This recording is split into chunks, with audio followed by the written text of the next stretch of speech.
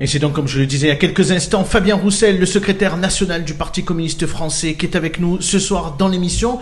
Une première question, puisque nous avons fait un article sur Objectif Gare hier soir pour présenter, pour dire que vous étiez hier au Hall de Nîmes. Et donc Coralie Molinaré, ma journaliste politique préférée, qui travaille avec nous, qui est actuellement en congé maternité, mais qui va nous retrouver dans quelques semaines, me disait, est-ce que vous avez apprécié de déguster du bon vin, une bonne viande et un bon fromage ? Alors écoutez, oui, je peux le dire, mais pas que. Le vin blanc dégusté aux abords des Halles, sur une rue piétonne, avec plein d'amis, plein de camarades, dont Vincent Bouget, avec qui j'étais, manger la fougasse d'ici, quelques olives, le vin blanc ou le pastis, c'est un vrai plaisir. On ne trouve pas ça dans le Nord, je vous l'avoue, mais c'est un vrai bonheur. Oui, voilà. Parce que vous êtes député du Nord, c'est pour ça que vous le dites. Ben oui, je précise, parce que quand je fais la promotion d'autres produits que ceux du Nord, je me fais rouspéter chez moi, mais quand même, ici, quand on vient ici, voilà, il faut découvrir la fougasse, il faut découvrir les produits du coin. Franchement, vous avez une ville absolument merveilleuse. J'ai pris le pass culture pour aller visiter les différents monuments que je n'avais pas encore eu l'occasion de découvrir. J'ai eu l'occasion d'aller me promener un petit peu aux abords de la Camargue, découvrir une manade avec un manadier qui m'a montré, qui a fait un tri de taureaux devant moi. Et c'est une culture qui est tellement forte et belle que effectivement on l'épouse à chaque fois. Et à chaque fois, et qu'elle mérite d'être préservée, parce que c'est aussi les interrogations quelquefois sur les traditions ici dans le sud, et plus particulièrement à Nîmes au travers de la corrida, mais c'est effectivement ces traditions-là qu'il faut préserver, parce que c'est aussi une économie locale. Alors vous venez, vous l'avez dit tout à l'heure en préambule, régulièrement à Nîmes, rencontrer votre ami Vincent Bouget, mais pas que, puisque vous avez d'autres amis ici. On va rappeler qu'il est secrétaire départemental du Parti communiste français, vice-président au département du Gard et élu à la ville et à l'Agglo. Moi, j'avais une question à vous poser. Alors, elle est peut-être un peu moins souriante parce qu'elle entrechoque avec l'actualité ce matin du chemin bas d'Avignon à Nîmes, qui est un quartier populaire de Nîmes. Notre journaliste qui était sur place, Corentin Corget, qui a fait un reportage ce matin à 8h. L'énorme étonnement, c'est qu'on se retrouve avec à la fois des enseignants qui refusent de se présenter dans l'établissement scolaire, à l'école Georges Bruguier, mais surtout des familles qui ne veulent pas mettre leurs enfants dans cette école. Ils appellent à l'aide l'État, ils appellent à l'aide la commune de Nîmes. Quel regard vous portez sur finalement le socle qu'on a tous en commun, qui est l'éducation de nos enfants ? Je comprends que des professeurs expriment leur droit de retrait, mais quand des parents eux-mêmes s'en vont, refusent de mettre leurs enfants dans une école parce qu'ils ont peur, c'est grave. Et il faut entendre cette préoccupation, il faut entendre cette colère, tout simplement. Et je sais qu'elle est forte parce que, j'en ai parlé d'abord avec mes camarades, mais que ce soit à Nîmes ou que ce soit à Marseille, la question de la violence issue des trafics, des trafics de drogue, des trafics d'armes, avec cette drogue qui arrive de la Méditerranée et qui passe par Marseille, qui vient par ici, crée du désordre, des meurtres, des balles perdues, et c'est pas un sentiment d'insécurité, une insécurité qui est réelle. Il faut s'y attaquer en profondeur. Et les enseignants d'ailleurs, qui réclament d'abord les moyens pour enseigner correctement, être bien rémunérés, avoir des profs remplacés, etc., ils disent aussi qu'ils ont envie d'enseigner en sécurité. Mais ça paraît tellement évident, légitime, et chaque parent est préoccupé pour son gamin, sa gamine. Comment c'est possible encore en 2024 d'en être là ? Mais parce que nos frontières, je vais faire bondir encore quand je dis ça, mais nos frontières pour les trafiquants de drogue sont devenues des passoires. Enfin, c'est une réalité. On a fait, avec cette construction européenne, on a aboli les frontières. Il n'y a plus de frontières pour l'argent. Il y a des frontières pour les gens. Alors eux, par contre, ils sont bloqués, ils meurent dans la Méditerranée. Mais l'argent, l'évasion fiscale, ça circule. Et la drogue, ça rentre par tous les ports de notre pays, et y compris par les aéroports. Je pense à mes collègues députés de Guyane qui, eux, parlent des mules qui prennent l'avion et qui atterrissent à Orly et à Roissy. En tout cas, c'est un vrai sujet.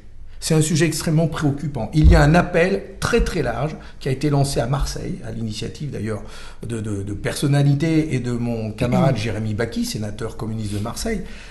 J'appelle, moi, à ce qu'il y ait le même type d'initiative dans des villes comme Nîmes, à ce que les gens d'horizons divers, s'unissent et disent stop, et qu'on y mette les moyens, et qu'on puisse dire chacune a le droit à la tranquillité publique et à la sécurité. Et surtout, il ne faut pas fermer les écoles. Il faut y mettre des moyens pour que nos écoles puissent fonctionner, puisque le premier rempart contre l'insécurité, et le premier rempart pour que nos gamins ne tombent pas dedans, ne deviennent pas demain des délinquants, ceux qui vont chouffer dans les... Eh bien, il faut qu'ils aient accès à la connaissance, au savoir, qu'ils aient envie. Et ça, c'est l'école qui est le premier rempart. L'autre crise, effectivement, du moment, c'est la crise des agriculteurs depuis le début d'année 2024, même si finalement c'est une crise qui perdure parce qu'elle dure depuis maintenant plusieurs années. Mercredi, vous serez au Salon international de l'agriculture à Paris. Quel message vous allez porter aux agriculteurs et quel est votre regard aujourd'hui sur les annonces qu'a pu faire le président de la République samedi notamment? J'y vais avec André Chassaigne, député du Puy-de-Dôme, historique, je dirais, parce que ça fait très longtemps qu'il se bat pour défendre la souveraineté agricole française, et Léon Desfontaines, notre tête de liste. Et donc, bien sûr, on va parler de cette souveraineté alimentaire. Les paysans sont ceux qui nous nourrissent, ils sont indispensables. Et dans les années qui viennent, le risque est que l'on perde plusieurs dizaines de milliers d'agriculteurs et qu'ils ne soient pas suffisamment nombreux pour pouvoir produire suffisamment de viande, d'aliments, de céréales, etc. Et donc, il faut tout faire pour les préserver. Ils travaillent, tout le monde le dit, tout le monde l'entend, 70 heures par semaine, 50 à 70 heures par semaine. Et ils arrivent à peine à sortir un salaire, un SMIC. Certains ne gagnent pas d'argent. Par contre, d'autres en gagnent beaucoup, énormément. Les transformateurs, l'industrie agroalimentaire, les grandes surfaces. Et donc, c'est ça qui les rend foudrages. Et on régule comment? En Il imposant? faut, eh bien, ça y est, le président de la République vient enfin de prononcer, de verbaliser le mot que l'on attendait. Nous allons mettre en place des prix planchers, c'est-à-dire garantis pour les producteurs. Ces prix planchers, André Chassaigne, pour ça que je parlais de lui, a défendu le premier ce texte de loi en 2011, en 2013. Et puis là, dernièrement, la gauche l'a défendu à l'Assemblée nationale. En fait, ce que nous demandons, c'est que l'agriculteur, quand il produit un litre de lait, eh bien, pour qu'il gagne un peu d'argent, il doit être acheté 50 centimes du litre. Par Lactalis ou par d'autres, c'est 50 centimes du litre. Aujourd'hui, il a acheté 38, 40 centimes. Et donc, il ne gagne pas de sous. Donc, l'État doit dire... Le prix d'un litre de lait, c'est 50 centimes minimum. Prix plancher. Et même ensuite, si le risque, c'est qu'en grande distribution, le prix se retrouve plus cher. Ce qu'il faut, c'est que l'État, ça c'est un gros mot que je vais dire, hein, il faut que l'État intervienne dans la formation du prix. Il faut de la régulation. Si on laisse le marché faire, c'est la jungle. Et donc, effectivement, l'industrie agroalimentaire, je pense à Lactalis, son PDG, c'est Monsieur Beignet. Il est 7e ou 8e fortune française, et son patrimoine, il est passé de 8 milliards d'euros en 2017, quand M. Macron a été élu, à 14 milliards aujourd'hui. Alors lui, il s'en est fait du beurre, hein. Puis il fait du beurre et il se fait du beurre. Il fait les deux. Là, c'est la totale. Mais c'est pas normal. Donc, il faut que l'État intervienne pour que chacun ait une marge. Moi, je dis pas que M. Beignet doit pas gagner d'argent. Mais lui, il en gagne beaucoup, les producteurs, zéro. Ce qu'il faut, c'est que chacun ait une marge lui permettant de vivre, de payer ses salariés, et puis de tirer un bénéfice ou un salaire. Et donc, pour ça, l'État doit intervenir et dire, sur cette marge, il y aura autant pour le producteur, pour le paysan, autant pour Lactalis, autant pour Leclerc, et puis à la fin, le consommateur ne doit pas se retrouver avec un prix du lait qui explose. L'autre problématique également que rencontrent les agriculteurs, ce sont dans les accords de libre-échange. On sait que lors à l'Europe, à Bruxelles, notamment, la gauche a plutôt voté contre ces accords de libre-échange, là où Renew, à laquelle appartient la majorité présidentielle, et l'extrême droite d'ailleurs également, a voté favorablement pour ces accords de libre-échange. Ça veut dire que demain, il faut peser encore plus fort au niveau européen pour parvenir effectivement à empêcher ces accords qui finalement, à la fin, empêchent une concurrence équitable. D'abord, nous demandons que ces 40 accords de libre-échange votés, adoptés ces dernières années, puissent être revus. Il faut revoir les règles. Rien que pour des raisons sanitaires et écologiques. On ne peut pas accepter qu'il y ait des dizaines de milliers de tonnes de moutons qui nous arrivent de Nouvelle-Zélande dans toute l'Europe, alors qu'on peut en produire chez nous. Voilà, alors on peut dire que le temps que l'on produit suffisamment en France, en Europe de moutons, on gradue. De la même manière, le bœuf qui nous vient d'Argentine ou du Brésil, c'est pas obligatoire. La deuxième chose, c'est les raisons sanitaires. On interdit à nos producteurs d'utiliser tel ou tel produit.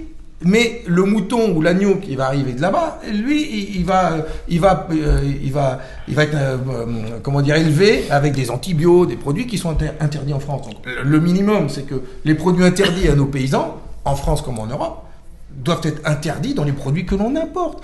Donc, ça, c'est des normes. Vous voyez, on a dit, il faut plus de normes, il y a trop de normes. Non, les agriculteurs disent, on veut des normes, mais pas des normes qui en rajoutent. Des normes qui font qu'elles soient respectées par tous. Donc, il faut revoir ces accords de libre-échange pour demander ça. Nous ne disons pas qu'il ne faut plus d'accords de libre-échange. Mais il faut qu'un accord de libre-échange... Oui, parce qu'il y a des agriculteurs qui exportent aussi leurs produits. Mais bien sûr. Donc, il faut que ce soit pas de la concurrence libre et non faussée. Il faut pas qu'on vende, faut pas que on vende nos voitures et en échange de quoi on importe du bœuf et ça c'est perdant quoi. C'est pas bon pour notre agriculture. Donc on doit avoir des accords de coopération gagnant-gagnant, mais surtout en termes d'alimentation qui respectent la santé et qui respectent la planète. Voilà, ça doit être deux normes qui doivent être au cœur de tous les accords à venir. Jérôme Talon, le représentant de la majorité présidentielle, votre question à Fabien Roussel. Alors, avant la question, si je vous en prie, vous pouvez répondre. Finalement, oui, sur l'agriculture, on se rejoint sur les objectifs. Parce que j'apprécie d'entendre quelqu'un de gauche, parce que globalement, ce qu'on entend, c'est le libre-échange, il faut surtout pas, il faut tout arrêter, il faut supprimer tous les accords. Or, il faut les conserver, ces accords. Effectivement, assez d'accord avec vous sur le fait d'améliorer certains accords. Je vais dire juste un exemple, mais qui en est qu'un, mais d'avoir discuté avec des viticulteurs qui me parlent du Mercosur en disant mais signez-le malgré tout le Mercosur, parce que derrière nos exports, nous en Amérique du Sud, c'est mort si vous le faites pas. Donc il faut aussi tout regarder, et c'est vrai pour tout. Moi je l'ai écouté au salon de l'agriculture, des questions qui étaient posées par des agriculteurs successives. Et les questions étaient en contradiction avec la question qu'avait posée l'autre agriculteur par filière, parce que les filières sont pas d'accord entre elles et que évidemment c'est compliqué. Donc oui, pour changer les règles, en tout cas les améliorer. Par contre, moi je le dis dans un cadre européen. Oui à l'Europe, disons-le, oui à l'Europe. Parce que ce qui nous gangrène aujourd'hui, avec l'extrême droite en particulier, et malgré tout avec l'extrême gauche, LFI pour ne pas les citer, c'est cette anti-Europe qui marche bien dans les esprits, alors que l'Europe, oui, est un rempart pour tout. Vous parliez tout à l'heure des frontières pour la drogue, mais les frontières, elles sont libres globalement. Ce qu'il faut faire, c'est renforcer les frontières extérieures de l'Europe et travailler là-dessus, bien sûr. Sauf que les frontières intérieures, oui, c'est bien la libre passage des personnes, parce que ça permet aussi d'avancer sur un marché unique et que les personnes puissent passer. Par contre, il faut être aussi intransigeant sur nos frontières extérieures. Donc ça, c'est ce que je voulais rajouter. J'avais une question. Allez, votre question à Fabien Roussel. Je me doute de la réponse, mais en tout cas, le sujet, moi, m'importe énormément. Et dans le Gard, c'est très important. C'est un sujet très national, mais qui compte pour le Gard. Votre position sur le nucléaire et sur l'installation des fameux réacteurs, les SMR, les plus petits réacteurs, pas les EPR, parce que les EPR, il y a des annonces qui vont être faites, mais les SMR, ces petits réacteurs, on va avoir des annonces très rapidement, là, d'ici 2 jours, on espère, et le Gard espère, pour le Gard-Audanien, avoir cette annonce-là. Qu'est-ce que vous en pensez? Est-ce que c'est une bonne chose pour la France et pour l'indépendance énergétique? C'est indispensable pour notre indépendance énergétique, mais c'est indispensable surtout pour pouvoir sortir des énergies fossiles d'ici 2050. Mon parti a présenté un plan pour la sortie des énergies fossiles d'ici 2050, et ce plan passe notamment par un investissement important dans le mix énergétique, c'est-à-dire autant les renouvelables que le nucléaire, car si demain nous passons du pétrole, du fioul, et donc de ces énergies qui polluent et qui émettent des gaz à effet de serre, eh bien, pour nous en passer, il va falloir investir beaucoup dans la production d'électricité. Donc, il y a les énergies renouvelables, les barrages hydroélectriques notamment, les éoliennes, mais les barrages, c'est ce qui en produit le plus. Mais le nucléaire, parce que le nucléaire, c'est de l'électricité stable, décarbonée et stable. C'est-à-dire, quand on appuie sur le bouton, on en a. Et quand tout le monde va charger sa voiture électrique, tout le monde, quand il va rentrer le soir, quand tout le monde va mettre sa clim, va mettre son chauffage, si on n'est pas là pour répondre, on peut avoir des blackouts complets. Donc on en a besoin, c'est un investissement utile. On va avoir une petite différence entre nous, c'est que nous souhaitons que tout cela reste dans une entreprise publique, nationale, parce que c'est le seul moyen de garantir non seulement une électricité décarbonée, mais pas chère. La moins chère d'Europe. Et je pense aux entreprises, je pense aux commerçants que j'ai vus aujourd'hui, qui me parlent et qui ont vu leur facture d'électricité multipliée par 2 et par 3 en l'espace de 2 ans. Eh bien, nous disons qu'avec l'électricité décarbonée, une entreprise publique en sortant du marché européen de l'énergie, nous pouvons, c'est indispensable, on doit l'indépendance énergétique, c'est retrouver notre souveraineté dans la production, mais dans la tarification. Et c'est comme ça qu'on permettra aux entreprises de diviser leur facture d'électricité par 2, par 3, mais aussi celle des ménages, des familles, des ouvriers, des cadres, de tout le monde. Et c'est comme ça que la France pourra aussi se reconstruire en se réindustrialisant. Monique Novaretti, votre question à notre invité Fabien Roussel. Alors moi j'ai une question que mon parti se pose et que M. Roussel va se douter que je vais lui poser. Quand allez-vous sortir officiellement de l'accord de la NUPES ?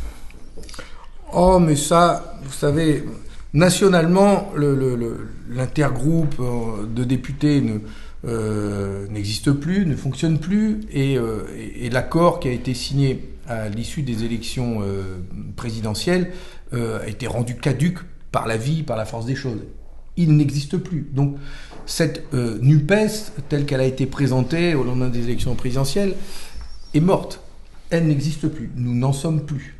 Et aujourd'hui, nous sommes dans une autre étape, l'étape qui me préoccupe, moi et mes camarades, et d'ailleurs avec des collègues socialistes, écologistes, radicaux, insoumis aussi. Parce que dans des communes, dans des départements, des régions, nous travaillons aussi ensemble.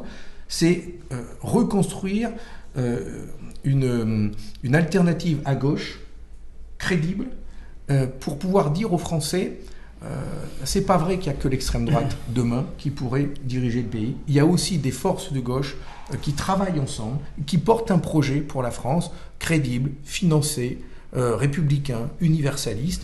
Et c'est ce à quoi je travaille. Nous travaillons tous ensemble. Et les élections municipales seront un moment important pour ça. Je le dis aussi aux Français, je le dis aux Nîmois. C'est l'occasion aussi de montrer que la gauche, là où elle a un bon bilan, eh bien, elle saura être élue.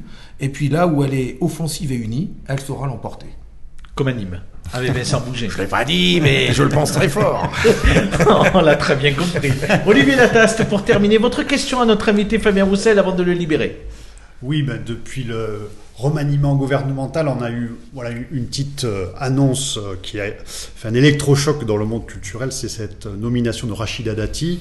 Et une des premières, on va dire, ambitions qu'elle soulève, c'est de questionner la culture dans la ruralité avec des assises qu'elle a nommées le printemps de la ruralité. Est-ce que dans votre parti, est-ce que c'est quelque chose qui vous inspire quelque chose ? Mais d'abord, je vais dire, a priori, je ne vais pas critiquer, je ne sais pas ce qu'il y a dedans. Et donc j'attends de voir, et on jugera sur pièce. Ce que je sais, c'est que les communes rurales, vous en avez beaucoup ici, comme j'en ai chez moi dans le Nord ou dans le Pas-de-Calais, les communes sont souvent à l'avant-poste pour financer les politiques publiques culturelles.